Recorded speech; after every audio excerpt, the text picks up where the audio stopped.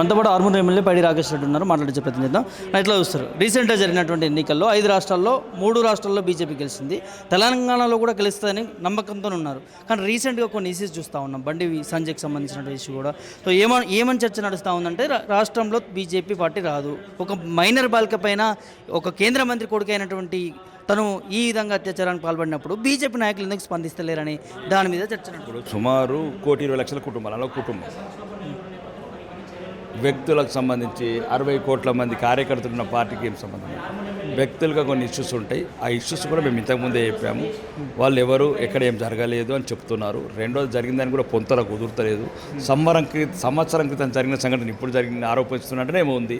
రెండోది కలిసి పుట్టారు, కలిసి పెరిగారు, కలిసి తిన్నారు, కలిసి తిరిగారు. కనీసం అవి చూసానే నేర్చుకోండి. బగ్గి అని పిలుస్తున్న వాళ్ళ అత్తమ్మ అంటే మేనత్త, పుట్టంగానే పేరు పెట్టిన మేనత్తలాగా పిలుస్తుందంటే వాళ్ళు కలిసి తిరిగారు. కుటుంబ సంబంధాలు ఉన్నాయి. చిన్నపిల్లలు ఏం కాదు, ఒక 3 నెలలు తక్కువ ఉన్నది, వాళ్ళు కలిసి తిరిగారు. ఫ్రెండ్స్, ఇప్పుడున్న ట్రెండ్ ప్రకారం ఫ్రెండ్స్ అయితే ప్రేమికులు అయితే అయిండొచ్చు, ప్రేమించుకున్నారచ్చు. ప్రేమించుకుంటే కూడా ఏదైనా మనస్పార్థలు దొరికిపోయి ఇప్పుడు ఇంకొక 3 నెలలు అయితే అమ్మాయికి 18 సంవత్సరాలు అయితే వాళ్ళు 2 కుటుంబాలు కలిసి పెళ్లి చేసుకోవాలని కోరుకుంటున్నారు. దానికి తెలంగాణకి ఏం సంబంధం అండి? కేంద్ర మంత్రి నుంచి తొలగించాలి బండి సంజయ్ అనేది ఇటు బీఆర్ఎస్ పార్టీ, కాంగ్రెస్ పార్టీ ఆరోపిస్తాను. ఎట్లా చూస్తారు? ఇప్పుడు బండి సంజయ్ అంటేనే దొరలకు పడదు, దొరల గడీలకు బద్దలు కొట్టిన నాయకుడు. ఇప్పుడున్న కాంగ్రెస్ ప్రభుత్వానికి కూడా బండి సంజయ్ అంటే ఒక రకమైన ఒక భయం. ఎందుకు భయం అంటే, ఈ రాష్ట్రానికి కొద్దిగా ఉరకలెత్తిచ్చిండు, కార్యకర్తలని ఆయన వేలాది మందిగా జైన్ చేయించిండు, ఒక కార్యాచరణ ఉధృతంగా ఉంటుంది. ఈరోజు బెంగాల్ ఎలక్షన్స్ తర్వాత ఇంకందరూ తెలంగాణలో బీజేపీ అనుకున్నప్పుడు ఏదో ఒక రకంగా కుట్ర చేసి బండి సంజయ్ వెన్నీరు వాళ్ళకు సామాన్య కుటుంబం, మామూలు కుటుంబము, కౌన్సిలర్ స్థాయి నుంచి కేంద్ర మంత్రి స్థాయికి ఎదిగాడు, కష్టపడి ఎదిగాడు, అవినీతి లేకుండా ఎదిగాడు. ఈ నాయకుడిని వెన్నువిర్చాలని ఒక పన్నాగంలో ఆ 2 పార్టీలు చేసిన కుట్ర. కాబట్టి ఆ కుట్రలను ఛేదిస్తాడు బండి సంజయ్, బయటపడతాడు. ఇంకేదైనా ఇష్యూస్ ఉంటే కోర్టు, న్యాయస్థానాలు అవన్నీ వాళ్ళ నిర్ణయాలు తీసుకుంటారు. పోక్సో కేసు సంబంధించి నిందితుని దాపెట్టినందుకు బండి సంజయ్ మీద కూడా కేసు నమోదవుతుందని కొంతమంది అడ్వకేట్లు చెప్తా ఉన్నారు. అడ్వకేట్లు ఏం చెప్పారు, ఈ అడ్వకేట్లు ఏం చెప్పారు, కేసులు అయితే కేసులు చూసుకుంటారు, లాయర్లు చూసుకుంటారు. పోక్సో కేసులు 6,900 తెలంగాణలోనే ఇంతవరకు తేలలేదు, పోలేదు. అది పోక్సో కేసు కాదు, ఏ కేసు కాదు. వాళ్ళు కుటుంబ సన్నిహితులు. మళ్ళీ మీకు ఎన్నిసార్లు చెప్పిన అదే, ఒకవేళ అంటే కోర్టు తెలుస్తుంది. ఆవేదనతో లెటర్ రాసింది కదా సార్, ఆ లెటర్ రాసినరా? అంతకుముందు ఆ తల్లే కదా మరి గోరుముద్దలు పెట్టింది, ఆ తల్లే కదా పిల్లగారిని తిరుమల తీసుకుపోయింది, ఆ తల్లే కదా శ్రీశైలం తీసుకుపోయింది, ఆ తల్లే కదా అరుణాచలం తీసుకుపోయింది, ఆ తల్లే కదా ముద్దలు పెట్టింది. మరి అట్లెట్లయింది? తల్లి పగ ఎట్లా పట్టింది? దానికి సమాధానం చెప్పరు ఎవరు. బగ్గి వీడియో తీస్తున్నామన్న తల్లి మేనత్తలాగా పుట్టంగానే పేరు పెట్టిన మేనత్తలాగా కొన్ని మనస్పార్థలు అద్దచ్చిండొచ్చు. వాళ్ళు ఇలా కొత్తగా కాదు, 2 సంవత్సరాలు కలిసి తిరుగుతున్నారు. వాళ్ళు చెప్తున్నదే అది ఎప్పుడైనా ఉంటే అప్పుడు సంవత్సరం కింద రావాల్సింది. కాబట్టి ఇది మనకు సంబంధం లేని ఒక జరిగిన సంఘటన ఏదైనా సరే కోర్టు పద్ధతిలో ఒకవేళ అన్యాయం నిజంగా జరిగిందంటే దానికి మొట్టమొదటిగా ఉండేది భారతీయ జనతా పార్టీ. ఆ అమ్మాయికి న్యాయం జరిగే వరకు పోరాటం మేము చేస్తాము.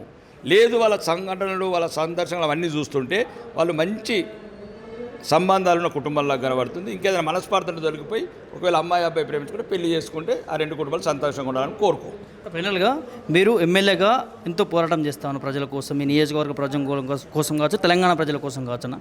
అంటే రీసెంట్గా కేంద్ర ప్రభుత్వం పెంచినటువంటి పెట్రోల్ కావచ్చు, ఆయిల్ కావచ్చు, ఇవన్నీ కూడా అంటే ఏం టాక్ వస్తూ ఉన్నదంటే బీజేపీ పార్టీ పేద ప్రజల్ని పీడిస్తూ ఉన్నా అనేది చర్చ నడుస్తుంది. ఎట్లా చూస్తారు దీన్ని? ఇప్పుడు ఒకటి, మేము పీడించాలా తోడించాలా ఫస్ట్ మీరు గమనించాలా. సుమారు ప్రపంచంలో ఉన్న 234 దేశాలల్లో ఏదైతే ఉక్రెయిన్, రష్యా, ఇరాన్, అమెరికా వారు వల్ల పెట్రోల్ నిల్వల మీద ఎఫెక్ట్ పడి క్రూడ్ ఆయిల్ ధరలు పెరిగి $60 నుంచి $129 అయినప్పుడు మనకిక్కడ సామాన్య ప్రజలైనా, ఇంకా మధ్యతరగతి ప్రజలైనా, పేద ప్రజలైనా ఇక్కడ భారతదేశంలో పెట్రోల్ బావులు లేవు. తవ్వుతే నీళ్లు పడితే తప్ప పెట్రోల్ పడదు. నీళ్లతో నడిచే మోటార్లు తయారు కాలేదు. ఇది గమనించాలి. ఏదైతే మనం ఎన్నో సంఘటనలు పెరుగుతూ ఉన్నాయి, మనం అడ్జస్ట్ అవుతున్నాం, మన ఆదాయం పెరుగుతుంది, కానీ పేద ప్రజల మీద భారం పడనెత్తలేము. పేద ప్రజలు మ్యాక్సిమం పెట్రోల్ తక్కువ వాడతారు, పేద ప్రజలు పబ్లిక్ ట్రాన్స్పోర్ట్ వాడతారు. అర్థమైందా? అర్థం చేసుకుంటారు. రెండోది, మధ్యతరగతి ప్రజలు ఈరోజు సంతోషంగా ఉన్నారు. దేశాన్ని గురించి మేము ఎంత పెంచినా మేము సిద్ధమంటున్నారు. ఎందుకంటే మీరు ఆయిల్ తయారు కాదు, దేశం కూడా ముఖ్యమే, దేశానికి ఆయుధాలు ముఖ్యము, దేశ భద్రత ముఖ్యము. లేకపోతే పహల్గామ్ లాగా పైంట్లు ఇప్పి కాల్చిపడేస్తారు. ఆయుధాలు కూడా ఉండాలా, దేశం కూడా ఉండాలా. అట్లాంటి కొన్నిసార్లు దేశం గురించి సిద్ధంగా ఉన్న రేట్లు పెంచాలి. ఫైనల్గా ప్రధాని మోదీ గారు తెలంగాణకు వచ్చిన తర్వాత మోదీ వేవ్ నడుస్తూ ఉంది. ఆ సభకు సంబంధించిన ప్రజలు తండోపతండాలుగా రావడం కావచ్చు, రాష్ట్ర వ్యాప్తంగా కూడా ప్రధాని మోదీ వచ్చిన తర్వాత చర్చ నడుస్తుంది. ఇక తెలంగాణలో వచ్చేది బీజేపీ అన్నట్టుగా ఎట్లా చూస్తారు దీన్ని? మీకు 2029 మేల రమణ్ నేను పాస్ పంపి చూసిన పాస్ పంపించండి. ఆ ముంగటి లైన్లో కూర్చొని పెట్టండి. మా భారతీయ జనతా పార్టీ ముఖ్యమంత్రి ప్రమాణ స్వీకారంలో ఈ మీ విలేకరు ఉంటే చూడండి. So thank you sir. ఇది వరల్గా ఏదైతే బండి బగిరకు సంబంధించిన ఇష్యూ కూడా సో కావాల్సుకొని ఇక్కడ రాజకీయ ట్రాప్తో నడుస్తూ ఉందనే దాని మీద కూడా బండి రాకేష్ రెడ్డి చెప్తున్న సందర్భం కనిపిస్తూ ఉంది. దాంతోపాటు ఖచ్చితంగా రానున్న ఎన్నికల్లో బీజేపీ పార్టీ తెలంగాణ జెండా ఎగరవేయడం పక్క, ఖచ్చితంగా ముఖ్యమంత్రి బీజేపీ పార్టీ నుంచి అవ్వడం పక్క అంటూ కూడా ఎమ్మెల్యే రాకేష్ రెడ్డి చెప్తున్నటువంటి సందర్భం కనిపిస్తూ ఉంది. సల్మాన్ రాజుతో ప్రభాకర్ పుల్టన్ మీడియా బీజేపీ నుంచి.